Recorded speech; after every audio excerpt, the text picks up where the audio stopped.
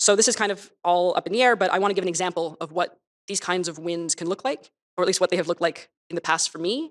And I kind of want to say, okay, imagine me now as a player, because this is my go-to example, and it's something that like I talk about all the time, and it's the first time that I ever made a black character in a video game. And oh, this story is so dumb. this is genuinely embarrassing to relate to a crowd of people, but for a really long time before this, when I was offered like a character customization screen, I was like, well, I can't put myself in there because that's weird and not what video games are. And so I like made No, you didn't. I don't think you said that. some like stubbly white dude protagonists, even when I had like every option available to me because I didn't want to feel like I was putting too much of myself into this world where I didn't belong. And it's wild to think about. Like I just created Nathan Drake, so it was like, go explore every game. But anyway, the first time She created white characters. That was her choice. And later she decided, wait, that was evil. That was wrong. I shouldn't have done that. that I actually made a black protagonist was in Mass Effect in 2010. And that felt really, really great. And I know She that literally did an Aiden in Mass Effect. everyone at GDC has seen a lot about Mass Effect. So many talk about Mass Effect, so I think it's very important. Incidentally, she says Mass Effect, but it's not Mass Effect. As you're about to find out, it's not Mass Effect. But for anyone who's never played it, I'm just going to give you like a little rundown of the first playable area. Basically, your fully customized Commander Shepard has to enter a space station and rendezvous with two characters, Jacob Taylor and Miranda Lawson. But you meet Jacob first. And for those of you who don't know, Jacob is a black man. He's a Marine. Now, chat, what have you noticed that's wrong about this? She said that she played Mass Effect. Yeah, it wasn't Mass Effect, it was Mass Effect 2. I noticed this straight away because I played Mass Effect 1 and 2, and I know this guy's from 2, not 1. She said Mass Effect. Now, was she just generalizing about the game series? Maybe. Or is she actually really underinformed on video games? I'm going to go with underinformed on video games. Yeah. Yeah, Melchizedek says underinformed. You don't enter a space station, you wake up in a space station. That's after, yeah, that's the Cerberus space after being rebuilt, right? I did play Mass Effect 2 back in the day. Yeah, indeed. She probably did play it, though honestly, she might just be making this up. There's every chance she made it up. But she might have actually played it. And he's your first kind of like point of contact. So your first interaction with him, you're like crouching behind cover and you're having like a close quarters conversation. And when this happened in the game, it was this really powerful and remarkable moment for me because it was two black characters talking one-on-one, and neither of them is cast as a criminal. They're not a sidekick. They're not a savage. They're not a stereotype. They're not a gang member. And they're the only two people on screen in this moment talking about something much greater than them. And that led her to feel joy. Basically, she's invented the Bechdel test for blacks. They're not criminals, and they're talking about something important. Now, chat, has there been any media ever which featured that happening? Notice she hasn't mentioned, it's not the point of the talk, but she doesn't give any indication that she cares about it being a good game, that she cares about what's actually happening in the story at that moment. What are they talking about? Well, she didn't notice because they had melanin. She didn't notice about the story of Mass Effect 2. She didn't notice. She didn't know nothing about Cerberus. She knew nothing about the history of these people. Wait, she said that he's a Marine. She did. She said that that's not true. He's a Cerberus operative. They don't call them Marines. She did say that, didn't she? So yeah, like, in terms of video games, what you're talking about here was relatively near the... I don't know how to put this exactly because it's very gradual, but the 2000s is when video games started to have serious stories more often. Now, there was obviously loads of games before that did, but a lot of games before the 2000s didn't really bother with story. It was more about the game itself. This is very, very gradual stuff here, but I'm just trying to think, was there even much of an opportunity to have two black characters talking like this? Like, I'm sure that there's KOTOR. I bet the KOTOR had at least one black character and you could make a black character yourself and talk to them. That's all it would have taken. There's probably loads of games. But of course, she hasn't actually said that games took ages to do this, but she is implying that this was a rare moment. It's like, this is the thing. You care about this. You care about the race of these characters. You care about what the melanin content of their skin is. You care about that. But the market in general doesn't. I'm not just talking about the market of all people. I'm talking about the market of people who buy video games. The market of people who buy video games don't generally care. So no matter how strongly you feel that the developers should change their games to fit your sensibilities, if they do that, they will earn less money. Especially now that people have decided we explicitly don't want this in our games. Never mind how it used to be, where they were just force-fed it and there wasn't much of an awareness of it happening yet. It was just like people had begun to talk about it. I mean, even in 2014, people were talking about it plenty. But before that, and around that time and later, for those that weren't aware of Gamergate or thought that it was a movement against women, which of course it wasn't. You care about this, but almost no one else does. The people that want to make good video games want to sell those games to people who like playing good video games. Now notice in that exchange there was no mention of race. And a good video game does not have to care about race. You care about it, but you are in the tiny minority of gamers that do. And given how little you seem to know about Mass Effect so far, I'm guessing that you don't actually play games very much. When you're a very busy woman, going from game to game, changing them to fit your minutely important preferences. Most people that play video games, finally, it's not even that they're white. Most people that play video games are autistic or ADHD. They're mostly male. And even the women that play video games don't really care about race or even gender representation as much as people that don't play video games. The video games appeal to exactly the groups of humans who care the least about this kind of thing. Especially when it comes to race and gender, but also about other things too. And you're trying to impose that demand. Like, again, what I'm saying with this woman is not that everything she's saying is inherently wrong, completely top to bottom.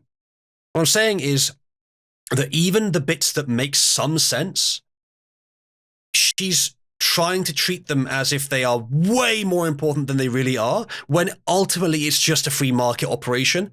And you trying to barge your way into the free market and ruin things and change things to your preference, if you weren't being amplified by an establishment that finds your brand of crazy useful, then you would have been rejected completely merely because you would make the game worse and nothing else. You'd make the game less marketable because less people care about this.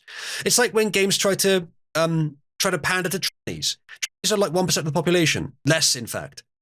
No, ignore the ones that claim they are. People that actually are gender dysphoric. It's a tiny, tiny, tiny proportion of the population.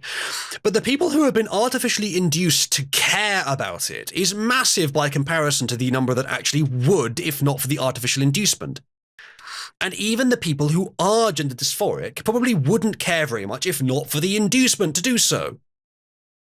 You're trying to bring quote-unquote joy to a tiny, tiny, tiny minority of gamers, probably about 1% who genuinely care about this kind of thing, when in so doing, you make it worse for the remaining 99%, in ways that I have covered and many ways that I haven't.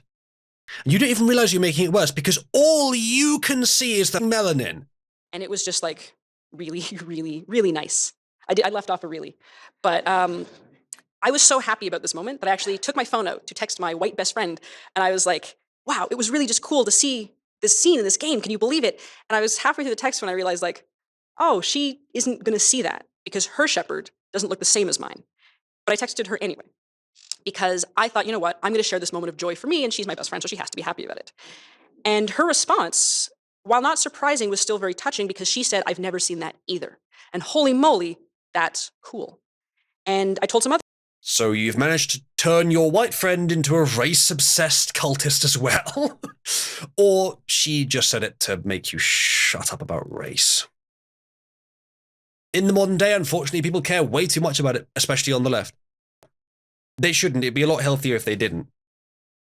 Except that, they care about things regarding race and gender which do not matter.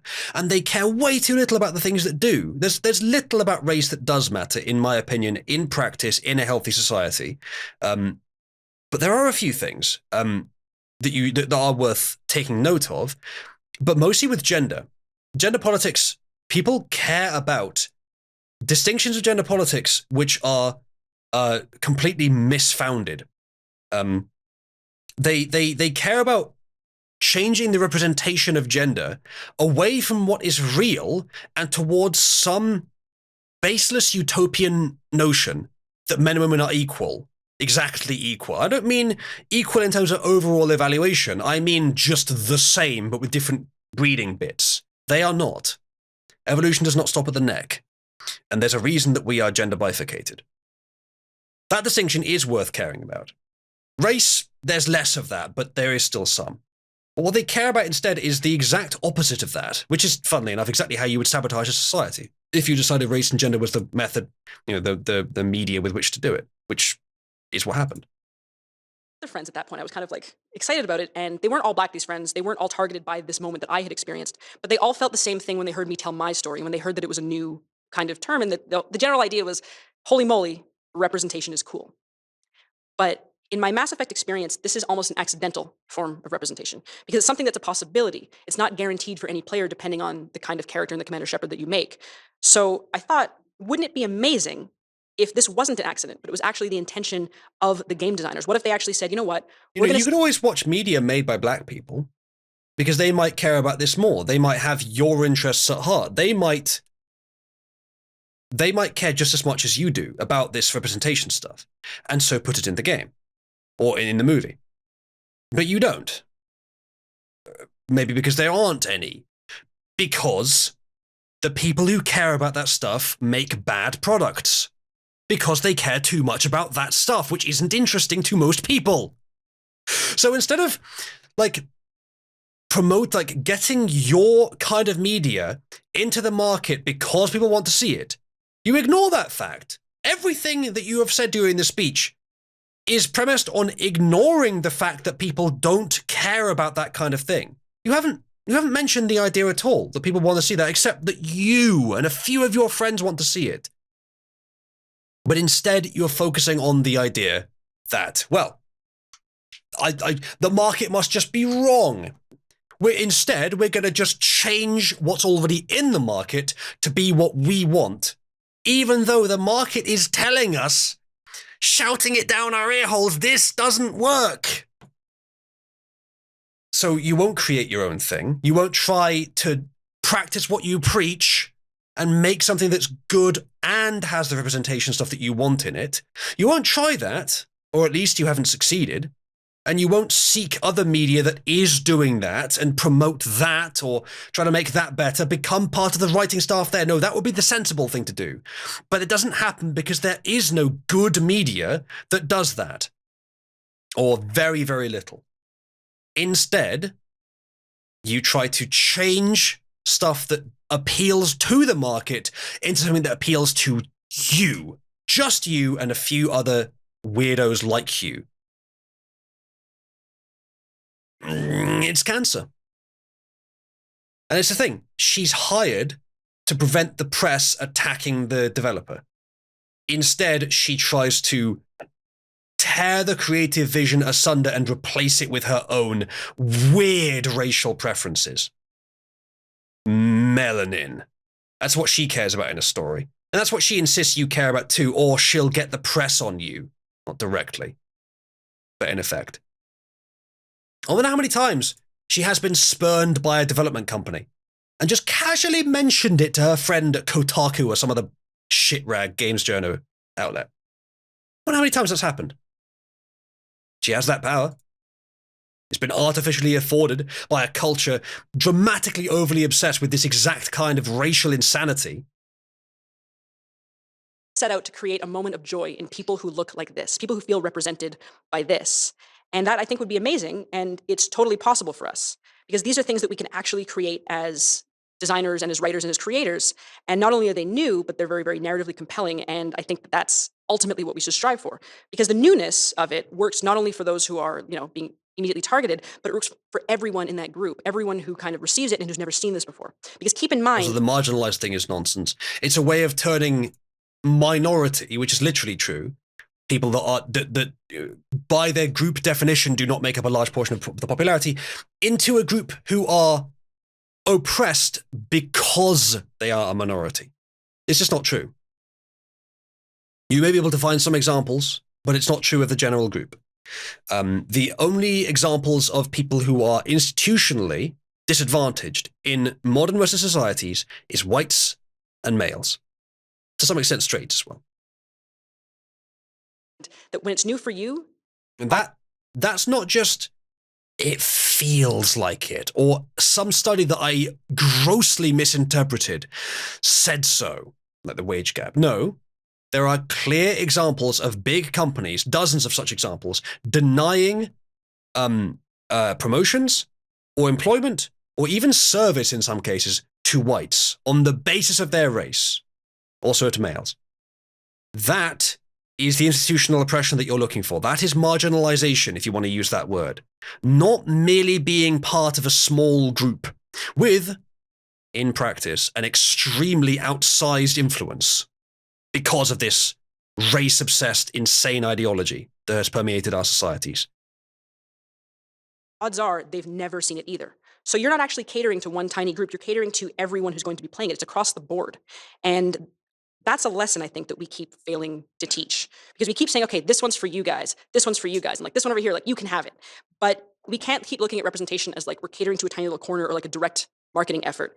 It's what everyone, I think, or hope wants as an audience. And nope. Did you see for a second there, she almost had to think about, wait, is that true? Do they actually want that? And then she just didn't challenge it. She just suppressed that.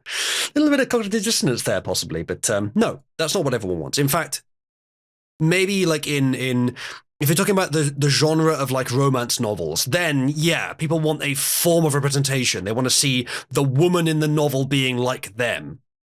Of course, male and female romance novels are quite different, and the male ones are a lot more admirable, frankly. But and you wouldn't think so, would you? Woman, you'd think that they're about, you know, squeezing the titties and pursuing the women and raping them to make it, but no, they're not. They're just cute. The female-centric ones are about exercising power through female manipulation, social connections, gynocentrism over rich men who she doesn't deserve. It's an exaggeration, but it's often like that. The male ones are just cute, nice personal stories usually.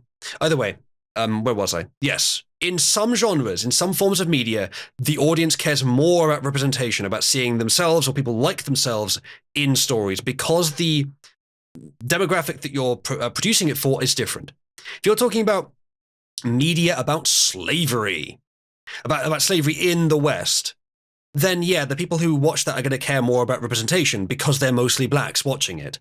Or people who have decided to care intimately about the strife and struggle of blacks, so they care about it. Video games, the people that watch that don't care about representation beyond a bare minimum. They care about good gameplay, good storytelling, character customization possibly, and all the basic things that you need to make a good game. The general things. That appeals to everyone that plays games. You don't really play games, do you, woman? But Kim, you don't really play games, so it doesn't appeal to you. Different things appeal to you. You're trying to change supply to meet a demand that does not exist, while the demand that does exist is just sitting there waiting to be met. Stepping back, it's not just, I don't just hope, actually. I actually think, okay, we all do want this. And I think, you know, especially the people in this room can actively say, yeah, that's what we want to achieve. But then the question is begged, why aren't we doing this? Like, why, when we're talking about it, when we're so enthusiastic about it? Well, have you actually asked yourself, why isn't that being done? And then, but before you stop at the thought-terminating cliche of racism or sexism, why don't you think along the lines possibly of, well, just people just don't buy them when they do that. People just don't want that. Well, that sort of knocks down everything else you've said during this talk, doesn't it? But that's the case. The idea also of if they want to make representation media, we don't just have to say, you get a piece, you get a piece, you get a piece, different specific groups, but that is what's required, because you're talking about individuals. You're not talking about just a miasma of representation. It doesn't work like that. It's about seeing an individual who's like yourself, and people are very different from each other, especially when you're talking specifically about race and gender. There's quite a few races and two genders. So there's quite a few ultimately different permutations of that, but each one has to be instantiated in a single person. Now, if you're talking about representation of other things like ideas, nationality, culture, some of the more interesting things, some of the more useful and less unpleasant things, like that people might care about. It's the same thing. You find them in individuals, but you can mix them together more than you can mix race and gender together, which are individual things. What is your solution for creating this miasma of representation without just appealing to the specific things that you include? Or maybe she's saying that that individual media appeals only to individual groups. Well, that's because that's the best they can do to fit into the market, because at that point they're appealing to say for example, they're making a movie about slavery. You don't want to, like, if you're making a movie about black slavery in the US, you're not going to get mass market appeal, except for people that have been, pushed into it, or where the press has pushed it on them. But assume that doesn't happen for a second. You're making it for people that care about that thing. And these days that is mostly, and makes sense that it would be, blacks in the US. And some whites as well. So you're going to appeal to that demographic. But if you're making a because you have to, because the demographic is so small, people that care so much about that, they'll go and see a movie for it. It's so small that you have to focus it in order to make it successful. With video games, you just have to make a good game. You don't have to focus on some tiny demographic. You focus on gamers as your demographic. Maybe gaming is the target of this because it's already worked everywhere else, because it is more varied in terms of the demand. But with gaming, the demand is more just for good gameplay. Or at least there's more to think about in it. So, I don't know. Maybe not. What's stopping us? Like, why are we still being told, oh no, that's not what players want? Why do I keep hearing that it's like an uphill battle for people to bring representation to what should be a very inclusive environment of creativity? All of this starts with the press. All of this starts with aggression upon the free market by a corrupt press. It's the vanguard of all our problems, chat, because how do these people exist? They exist by the threat of the harpies attacking them, the threat of widespread public offense. Okay, but how does that happen? It almost never happens without being artificially amplified. Some creator or some activist group, or usually the press, artificially amplifies it. Now, even then, the activist groups and the creators have been significantly influenced by the press originally making it a big deal. 2012, this stuff really started kicking off. All of a sudden, because the press started printing it like crazy, they really started focusing on it. Once you've got that consistent threat that you can control, you can significantly harm the market. You can impose artificial demand on the market, at which case you can create groups like this who slip in on the basis of risk assessment, of avoiding that, but whilst they're there, they impose that very same ideology upon the games, which has the exclusive effect of making them shit. This is exactly how you would internationally demoralize a Western society, a free market. Exactly how you'd do it. And I think, there are a lot of answers. There's the fact that, the industry... It's very clever, this grift, but it's not like one person came up with it and then just implemented it. It's been a multi-decade project, which has been modifying as it's been going. And I think to a large extent, the influencers that initiated it have lost a lot of control of it too. Stuck in its ways. The industry isn't as diverse as it should be or could be. We're all socialized in this society to kind of act against it and to fall into what is normal. And there's like a dozen other answers. They're all like variations on those themes. But kind of like a pseudo fun fact about me, that's slightly fun, is that I actually have a marketing degree. And so I want to put on... And here drops the penny. Now, degrees don't mean a lot, but she's not a writer. She's not a creator. She's not a programmer or a game designer. None of these things. She's a marketer. Which means that she is well adapted, well trained to create media that manipulates people's intentions. Not just to create the media either. She knows how to manipulate people. Inherently, individually. So yeah, what a surprise. I could have guessed anything, any degree that she would have. My first guess would have been women's studies or something. My second guess would have been marketing. that like very mercenary hat for a second and talk about the way that we decide how we're going to sell the art that we make and how we're going to approach the audiences that we make it for. Because I think so often when people like us get told, you know, from higher ups or from society at large, this isn't what players want, it's not a conversation about content. It's a conversation about demographics. And I think that in All right, this is a new level of bullshit she's about to drop. There you go. I've poisoned the well sufficiently, but I've pre-watched this. I know what she's going to say. This is nuts what she's about to say. Ready? Industry and in so many creative industries, if you want to look at film and television and any art form, we start treating our core demographics as a fixed and static value, something that does not want to change and something that is locked in place. So despite like the changing face of audiences, despite the— Okay, she's got a bit further. Let's go back a little bit. So her response to the criticism, this isn't what players want, which is what I've been saying through a lot of this, is you're making it about the demographic. Because she can only see the world through the lens of race. No, I am not saying that games are played exclusively or primarily by white males and that therefore we can't make it about brown people. I am saying that games are played exclusively by gamers. And they want good video games, regardless the race of the gamer. You don't seem to realize this, Kim. But there are plenty of people who are not white and are not male, who don't give a shit about your ideology or about any of this representation stuff. Less by proportion than white males, I grant, but still there are plenty that exist. And they gravitate towards games because games are fun. Not because they pander to their melanin, but because they're fun. And also because they have great stories as well in many cases. So this is bollocks. Because she cannot comprehend the demand of the market except through race. And this is where it comes from. She has been maybe trained to think of this exclusively through the lens of race, to think of everything exclusively through the lens of race, like that's all that matters. And the funny thing is that she's about to say that you shouldn't assume it's static either, that the white male-dominated gaming market can change. Well, okay, but it hasn't so far. It's still mostly white and male. It is, in fact, changing, yes, but the market is naturally responding to that. We're not assuming that it will always be white and male. We're delivering video games for people that like playing video games, and it tends to be mostly white males that play it. When others start to play it, then people will notice that, developers will notice that, and start making games for them.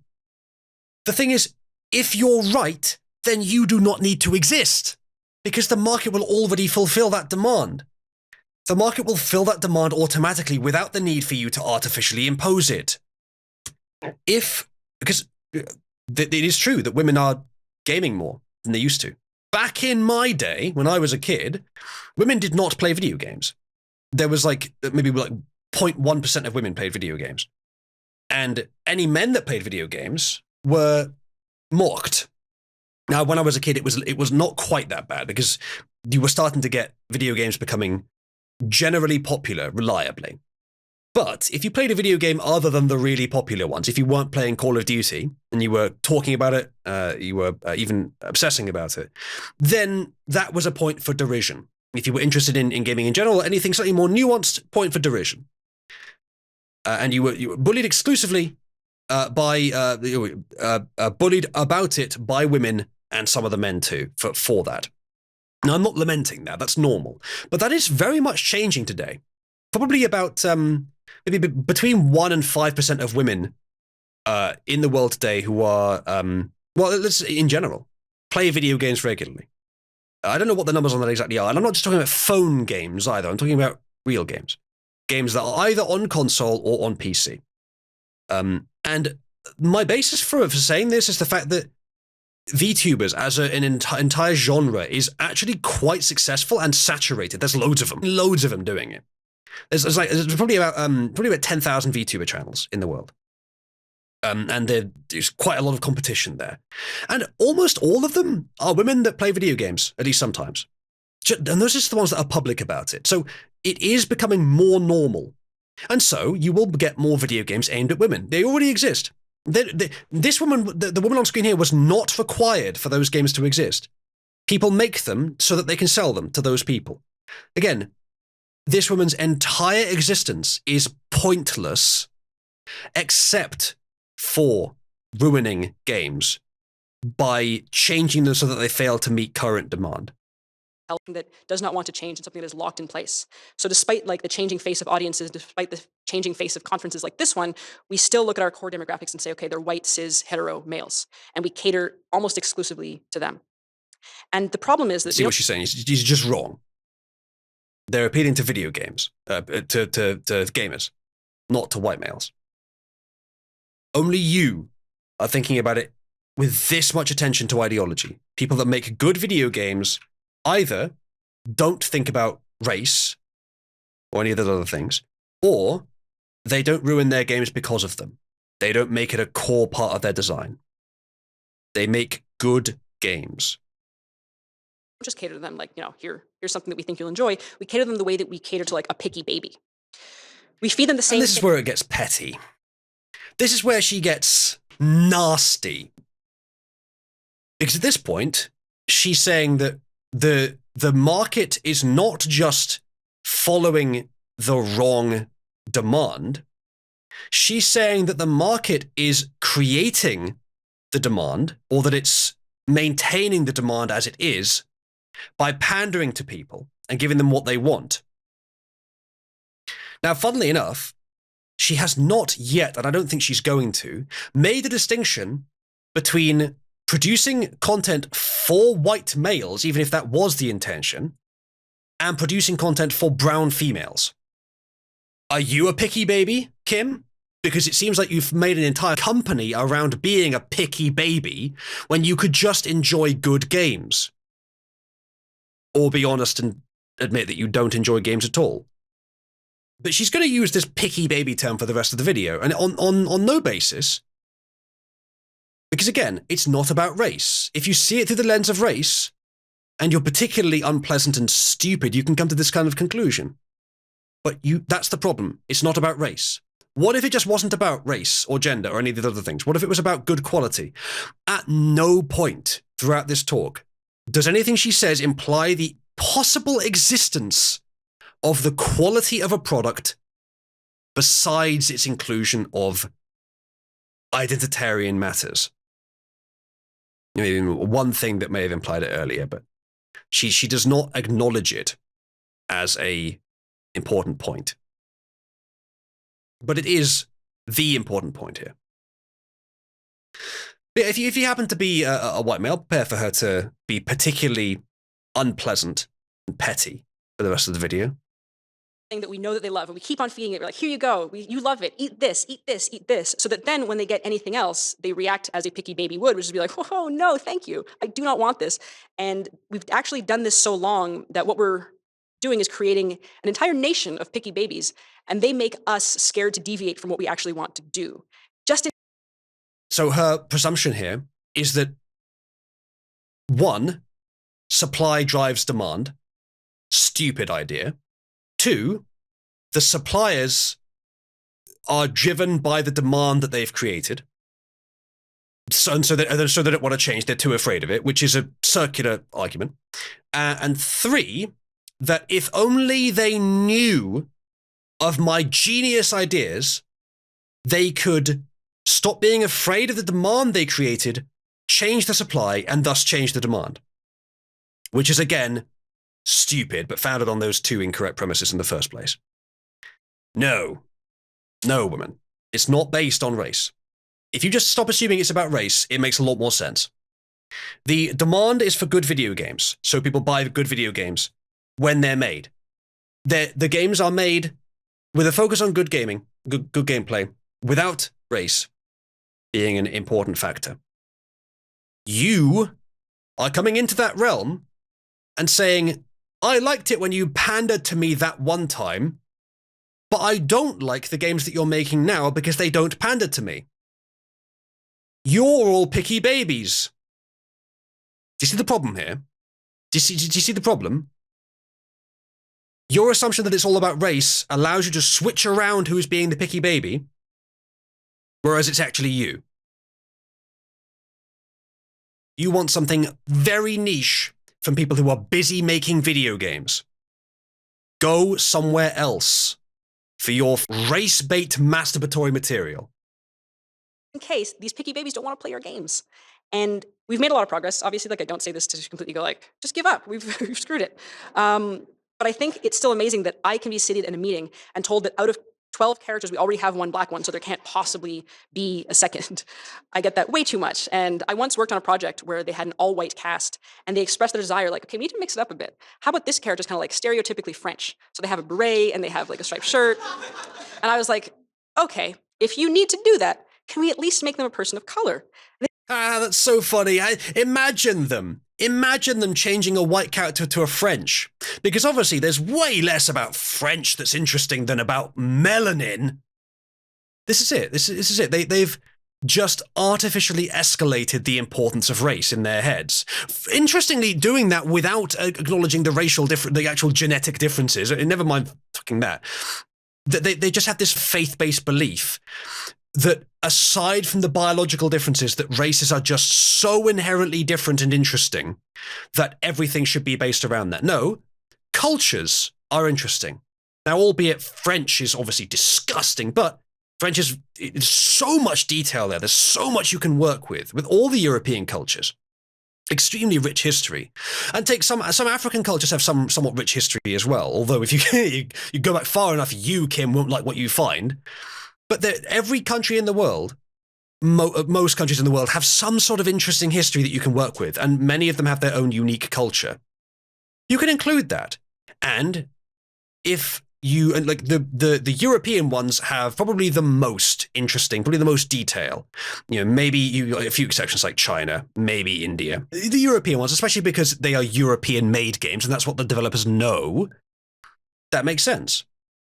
So they say, okay, we'll mix it up a bit. As you say, we'll make it a bit more interesting. And they are thinking along the lines of make a character more interesting. So they think, okay, how about we make it a different nationality? Make it part of a different culture. That's interesting. And you're saying, no, that's not interesting. I don't care about the nationality. I just want you to add melanin. Because that's all she can see. This is it. She has founded everything. All of her professional work, all of her everything she cares about, it's all about race. Such a demeaning existence. Like, again, there are important things with race, but the left today specifically ignores those differences. Explicitly and aggressively ignores differences. Like sickle cell anemia for one thing, but also like the ways that the groups adapt to climates, the ways that they adapted to their environment in the first place, the ways that they have intelligence in different areas that differ per race in broad patterns, but also differ greatly per individual. The different ways that they deal with situations. And yes, chat, you're all thinking about the really bad examples, but there's plenty of decent examples too. That stuff is potentially interesting. It's very strongly intersected with culture, but it's potentially interesting. It's at the point where genetics meets culture. That's interesting. But these people explicitly deny those differences. And yet they find a race so interesting because they've been propagandized to. They said, oh no, that would be weird. They're already French. So I want to do better than this. Because, and I don't say that to be like, oh, you know what, I'm going to dismiss all the hate and the abuse in our communities. But the people that you were talking to there probably just didn't care about race. Maybe they were just mocking you. Or look, any story that she tells could be way far from what actually happened, obviously. Well abstracted along the lines of what they were actually saying. But it might be that people hire this group because they know they have to, but they don't actually listen to them. Even in California, they might just not listen to them. Obviously some game developers do, because we've seen the results of some of these games. But funnily enough, like, not every game on that Sweet Baby Ink detected list is necessarily cancer. Maybe some of them are good. Maybe some of them just ignored this crone. And there's several of you here. I think that when we look at you, we say, okay, you can't possibly enjoy this. But I think they want also, and maybe you want also, to experience new and different stories. I think we need to step out of this rule that like white men can enjoy fantasy worlds, aliens, sci-fi, monsters, anything, so long as it's through a lens that looks exactly like them. Yeah, that has never ever been a rule accepted by skilled writers. accepted by any writers whose work gets into popular culture, any writers who meet demand. That has never been an assumption, even tacitly. And if it has, I think they were wrong. Because there's plenty of good action movies with a main character, or at least supporting characters, who are not just white men. Most of them are, because it makes sense. Mostly white audience, and males take action. But still, there's plenty where it's not that. So you assuming that, again, this is how normalization propaganda works. They change the base assumptions without needing to persuade you of them. That's just not true, Kim. And what you're talking there about, whites want to see good stories. Yeah, they want to see interesting, innovative stories. Yes, they do. They don't care about representation. But funnily enough, you're trying to take away their representation. Like, you might say, no, we just want to share it here, but you'd be happy with a story that had no whites in it, wouldn't you? If you saw someone writing a story that had no whites in it, you wouldn't say, whoa, hold on a second. Let's make this about joy for whites. You would find that completely abhorrent if someone said that. If someone in your company said that, you would fire them on the spot. Because that would be white supremacy. Because you want to pander to everyone, not at the expense of pandering to whites, but at the expense of the quality of the product, which is what whites mostly want. It's even worse than just changing who you're pandering to. You want to change it from non-pandering good quality into low quality and exclusively pandering to non-whites. It's abhorrent. You don't even see how evil it is. Because if that's the kind of person that we're always going to cater to, you're never going to innovate. You're never going to change things. You're just going to keep feeding the picky baby. And we cannot. Again, when she says innovate, she only understands race and gender and the other things. She doesn't understand that you can innovate in other ways. Oh yeah, no, since the dawn of time, stories haven't changed. It's just now since Kim has come along and said, well, what if you try putting a brown person in there? Whoa, explosion of creativity. No, it has nothing to do with it. All you're doing is making stories worse. The creativity exists regardless of the race. And I don't know how many more sections I can say, how many more ways I can put it. But it's bloody obvious to everyone except the race-obsessed. Continue to try to create art under a system that is going to bar innovation for fear of a picky baby throwing a tantrum. And I really don't think that it's impossible to change this, because as like a woman of color, regardless whether it looks like it or not, your entire career is a tantrum. And you are the picky baby, if you want to use that term. I have played with and like empathized with a lot of white men. And here drops the penny. I mentioned this earlier, chat. I told you there'd be a fun reward later. As it turns out, there might be a reason that she talks about white men so much. Now, if you look at data on this, you will find that among all the racial and gender groups, you can put them in a matrix. Someone might have it, actually, the data for this. And you can see which groups, which combinations of race and gender are the most highly valued. If you look at it, white men are among the most. I think they are the most. Asian females, I think, are also very high. White females are quite high as well.